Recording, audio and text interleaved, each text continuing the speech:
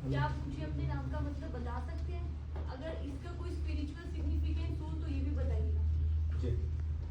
ज्ञानेंद्र का मतलब होता है ज्ञान, मतलब नॉलेज, या फिर दूसरे शब्दों में किंग ऑफ नॉलेज भी बोलते हैं। और भारती मेरा सरनेम है, जिसका संबंध माँ सरस्वती से है। Second next. ज्ञानेंद्र शब्द का संधि विच्छेद क्या है? जैसा कि आप हिंदी माध्यम से हैं तो इसमें कौन सी संधि प्रयुक्त हुई है? मैम, ज्ञानेंद्र का संधि विच्छेद ज्ञान जोड़ इंद्र है, लेकिन कौन सी संधि विच्छेद है मुझे नहीं पता है। नेक्स्ट। तो आप ये बताइए कि what is important, taste, nutrition या फिर प्रेजेंटेशन? जी, अगर हम प्रतिदिन के खाने की बात करें तो टेस्ट और न्यूट्रिशन के मायने रखता है, लेकिन खास ओकेजन जैसे कि शादी या फिर किसी पार्टी में प्रेजेंटेशन का भी उतना ही महत्व है। लेकिन अगर हम कॉमर्शियल स्केल पर बात करें तो प्रेजेंटेशन ज़्यादा मायने रखता है। नेक्स्ट। जैसा कि आपकी हॉबी कुकिंग है तो कोई 10 भारतीय मसालों के बारे में बताइए, और साथ ये भी बताइए कि भारतीय भोजन स्वास्थ्य के लिए लाभदायक है या नहीं। जी, अगर मसालों की बात की जाए तो लौंग है, इलायची है, जीरा है, काली मिर्च है, हल्दी है, धनिया है। मुझे अभी इतने ध्यान में आ रहे हैं। जहाँ तक स्वास्थ्यकर की बात है तो भारत के भोजन में अलग अलग तरह के भोजन की प्रणालियाँ हैं, लेकिन हर किसी में एक बैलेंस डाइट जो है उसको तैयार करने की कोशिश की डिश कौन सी है? जी, आपकी पसंदीदा डिश कौन सी है? सर मेरी पसंदीदा डिश कढ़ी और चावल है। तो वो आपको पसंद भी होगी। और मिड डे मील के बारे में आपकी स्वाद के बारे में आपकी क्या राय है? जी सर, मिड डे मील में जो स्कूल के बच्चे हैं उनको न्यूट्रिशन युक्त खाने को उपलब्ध कराने की बात कही गई है। इसके लिए केंद्र सरकार और राज्य सरकार दोनों मिलकर काम कर रहे हैं। भारत आजकल मोटे अनाज पे फोकस क्यों कर रहा है, और साथ ही इससे मोटे अनाज से बनने वाली 7 डिशेज के नाम बताइए, और साथ ही ये बताइए कि कौन से वर्ष को मोटे अनाज के रूप में मनाने की बात की गई है। जी सर, मोटे अनाज पोषण का एक बहुत बड़ा सोर्स है, साथ ही जो ड्राउट की समस्या है यह उसमें भी कारगर है। तो इन वजहों से मोटे अनाज पर फोकस किया जा रहा है।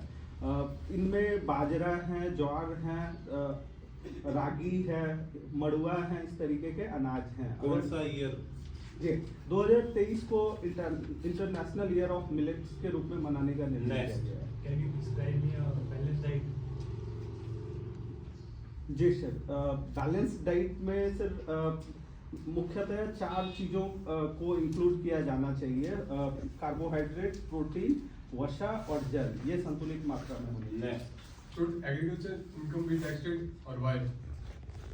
जी सर, अगर ऐतिहासिक रूप से हम बात करें तो एग्रीकल्चर जो है वह टैक्स का एक बहुत बड़ा ही सोर्स रहा है, लेकिन वर्तमान में कृषि की स्थिति को देखते हुए मुझे लगता है कि एक सर्टेन लेवल तक एग्जेप्ट होना चाहिए, लेकिन उस लेवल के ऊपर कृषि को भी टैक्स के अंदर लाया जा सकता है। ज्ञानेंद्र जी, आप ये बताइए कि आपका कौन सी जगह का फूड फेवरेट है, और क्यों?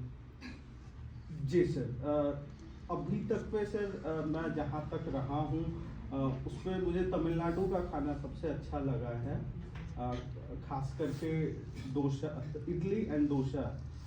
इडली जो है वह सुपर फूड की श्रेणी में भी आता है, तो स्वास्थ्य की वजह से अच्छा है। What is biocrop farming? Sorry sir, मुझे इसके बारे में पता है। Next. Good evening, Gyanendra. Do you know something about nano fertilizers and who is producing it in India? जी मैम,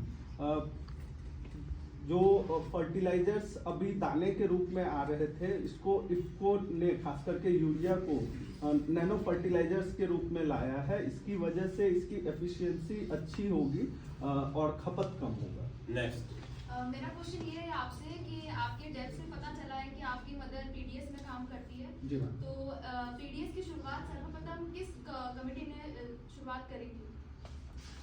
सॉरी मैम, मुझे इसके बारे में पता नहीं है, लेकिन द्वितीय विश्व युद्ध के दौरान तमिलनाडु में सबसे पहली बार पीडीएस ऐसी प्रणाली की शुरुआत की गई थी। और पीडीएस से रिलेटेड कुछ गवर्नमेंट स्कीम्स के बारे में बताइए। जी ma'am, national food security act 2013 PDS को गवर्न करता है। कोविड के समय में प्रधानमंत्री गरीब कल्याण अन्न योजना की शुरुआत की गई थी। Next. Yeah, the state government of Bihar has recently declared Purnia to be an industrial backward district. Yes. So tell me what the government is doing to tackle this issue. जी मैम, भारत सरकार के जो 115 industrial district हैं उसमें पूर्णिया को चुना गया है। साथ ही बिहार गवर्नमेंट ने पूर्णिया में मरंगा में एक इंडस्ट्रियल एरिया को डेवलप किया है, जहां पर कि अलग अलग तरह की इंडस्ट्रीज लगाई जा रही हैं। साथ ही grain based second generation ethanol का पूर्णिया में देश का पहला प्लांट लगाया गया है। Next. Hello, Gyanendra ji. Ji. Please tell me in which areas government is providing subsidies in agriculture, और ये भी बताइए कि LPG की सब्सिडी कब बंद की गई? जी सर, एग्रीकल्चर में सब्सिडी की बात करें तो इलेक्ट्रिसिटी के रूप में सिंचाई के लिए सब्सिडी दी जाती है, फार्म इक्विपमेंट्स को खरीदने के लिए दी जाती है, साथ ही उर्वरक और बीज पर भी सब्सिडी दी जाती है। एग्रीकल्चरल लोन जो होते हैं केसीसी के अंदर कवर किया गया है, जिस पर भी लगभग 7% की सब्सिडी आती है। और LPG सब्सिडी कब बंद की गई थी? सॉरी सर, मुझे इसके बारे में पता नहीं। Next. हेलो ज्ञानेंद्र जी, संतान ने कृषि की सेक्रेटरी, जैसा कि आपके डेट से पता चलता है कि आपके पिताजी किसान हैं, तो आप ये बताइए कि आप किसान सब्सिडी के पक्ष में हैं या उसके विरोध में हैं? जी सर, वर्तमान में किसान की जो इनकम है उसको देखते हुए मुझे लगता है सब्सिडी कंटिन्यू रखने की ज़रूरत है, लेकिन साथ ही इसको रैशनलाइज करने की ज़रूरत है ताकि सब्सिडी सही लोगों को मिले। आइडेंटिफिकेशन। Mr. Gyanendra, जी as you know, there is heavy subsidy on fertilizers. जी ma'am. How can we rationalize it? जी मैम, सबसे पहले जो ओवर यूज हो रहा है फर्टिलाइजर्स का उसको कम करना है। सॉइल हेल्थ कार्ड की जो स्कीम है उसके मदद से सही पोषण पर फोकस करना चाहिए। दूसरा मैम, नैनो फर्टिलाइजर्स का यूज किया जा सकता है। तो ये दो तरीके मुझे समझ में आ रहा है। हेलो ज्ञानेंद्र जी, आप ये बताइए what are the major commercial crop cultivated in Purnia? जी सर, पूर्णिया में जूट सबसे प्रमुख कमर्शियल क्रॉप है, लेकिन इसके साथ ही तंबाकू और आलू की खेती की जाती है। Next. और आप ये भी बताइए कि where does the name Romania finds origin? Purnia. जी, पूर्णिया के नाम के पीछे के दो बड़े वजह माने जाते हैं। पहला पूरन देवी का मंदिर, दूसरा पुराना जो अरण्य, जिसका मतलब होता है पुराने जंगल। तो इन दो वजहों से पूर्णिया का नाम पूर्णिया पड़ा। Next. What is your employment rate in your district? Sorry sir, मुझे इसके बारे में पता Next. Yes, Gyanendra ji. जी। Which motor is used for the locomotives? Sir, DC motor use किया जाता है। Next. ज्ञानेंद्र जी, आप ऐसा बताइए कि कोसी रिवर के बारे में आप क्या कहना चाहेंगे? आपका पूर्णिया तो इसके किनारे पर ही है, तो आप इसे अभिशाप कहेंगे या वरदान कहेंगे? जी मैम, कोसी नदी जो है इसका असर बिहार के क्षेत्रों में दो तरीकों से देखा जा सकता है। पहला, बाढ़ की वजह से यह विख्यात है, जिसके वजह से काफ़ी जान माल की हानि होती है। लेकिन एक सर्वे किया गया था और लोगों से पूछा गया था क्या आप इस रीजन को छोड़ना चाहते हैं क्योंकि यहाँ बहुत बाढ़ आ रही है। तो उनका रिप्लाई था नहीं सर, बाढ़ तो आती है, उसके वजह से जमीन बहुत उपजाऊ है, साथ ही मछली पालन और मखाना पालन का हमारे पास बहुत बड़ा ही एडवांटेज है। Next. आप बिहार में होने वाले हीरो पूजा के बारे में कुछ बता सकते हैं? जी मैम, बिहार में सामान्यतया अगर कोई लोग अच्छा काम करते हैं जनता की नज़र में, कानूनी रूप से सही हो या नहीं हो, तो लोग उनकी काफ़ी इज्जत करते हैं और इसके वजह से पॉलिटिक्स में भी ये चीज़ें देखी आप जाती हैं। बिहार और राजस्थान के कल्चर के बारे में कुछ बताना चाहेंगे, डिफरेंस? जी मैम, बिहार और राजस्थान के कल्चर में काफ़ी सारी समानताएं भी हैं, लेकिन डिफरेंस इस प्रकार है। सबसे पहले तो फूड हैबिट्स में, जोग्राफिकली राइस ग्रोइंग स्टेट होने की वजह से बिहार में राइस को ज़्यादा खाया जाता है, जबकि ये बताइए what are sorry in recent years have you seen flood problems in Bihar? Why government failing and what we can do? जी सर, बिहार में फ्लड की एक बहुत बड़ी समस्या है क्योंकि बिहार शिवालिक के जस्ट नीचे बसा हुआ राज्य है।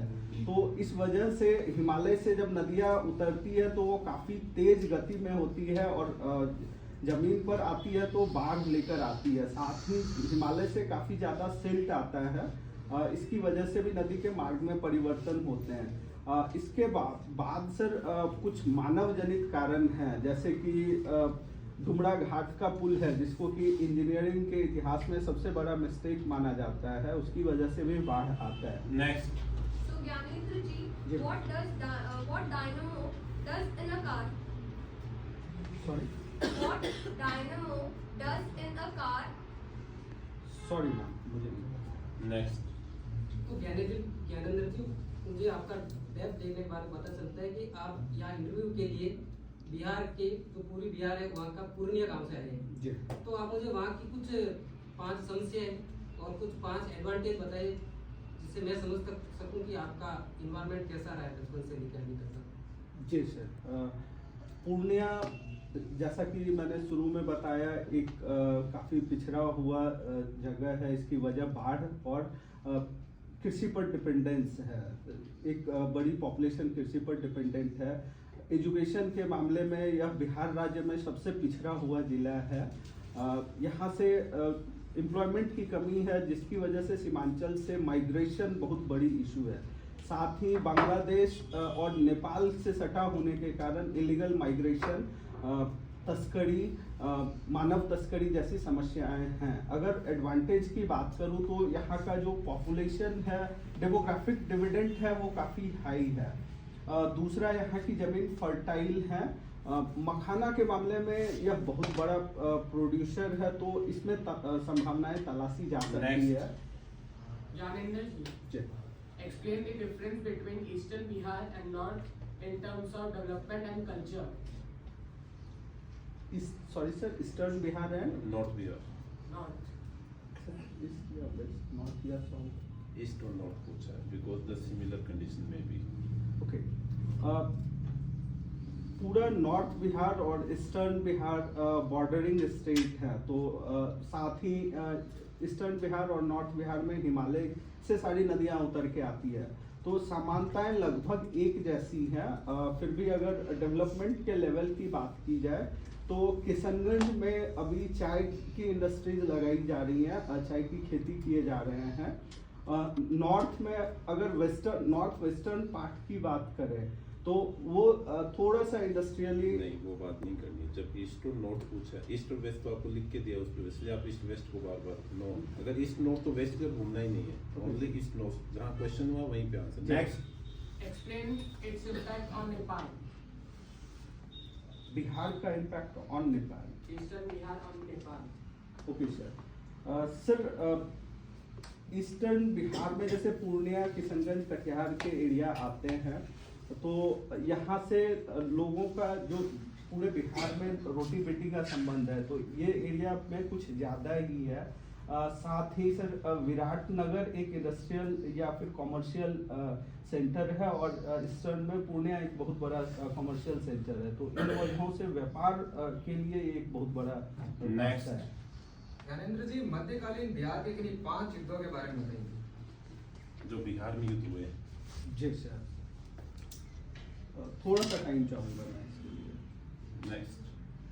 तो आप मुझे बता सकते हैं पेट्रोल और डीजल की प्राइस कैसे तय होती है? जी मैम, जहाँ तक मुझे पता है पेट्रोल एंड डीजल के प्राइस को सेंट्रल या फिर गवर्नमेंट के कंट्रोल से डीरेगुलेट कर दिया गया है। इंटरनेशनली जो क्रूड के प्राइस होते हैं उसके हिसाब से कंपनियां डिसाइड करती हैं। तो गवर्नमेंट ने इन पे कुछ सब्सिडीज दे रखी है? जहाँ तक मुझे पता है मैम, वर्तमान में गवर्नमेंट सब्सिडी नहीं दे रही है। अच्छा, बिहार और बंगाल की पोल्यूशन के बीच के डिफरेंस बताइए। सॉरी सर, मुझे बंगाल के बारे में नॉलेज नहीं। चलिए, कोई बात नहीं। आप बिहार की अर्थव्यवस्था को सुधारने के लिए क्या क्या उपाय बताएंगे? जी सर, बिहार के अर्थव्यवस्था को सुधारने के लिए short term and long term मैं दो तरीके की तकनीकें अपनाऊंगा। शॉर्ट टर्म में स्किलिंग पर फोकस करूंगा, हालांकि इसके इम्पैक्ट लॉन्ग टर्म भी होंगे। साथ ही जो अभी मखाना को जीआई टैग मिला है, शाही लीची को जीआई टैग मिला हुआ है, कतरनी। नेक्स्ट। अब आप मुझे ये बताइए, what are some of the significant small scale industry of your district? जी सर, पूर्णिया में अगर हम स्मॉल स्केल इंडस्ट्रीज की बात करें तो मुख्यतः चावल और गेहूं से रिलेटेड मिल है, एक जूट की मिल है, तो मुख्यतः सारे एग्रीकल्चर से रिलेटेड ही छोटे छोटे इंडस्ट्रीज हैं। चलो, thank you very much, good.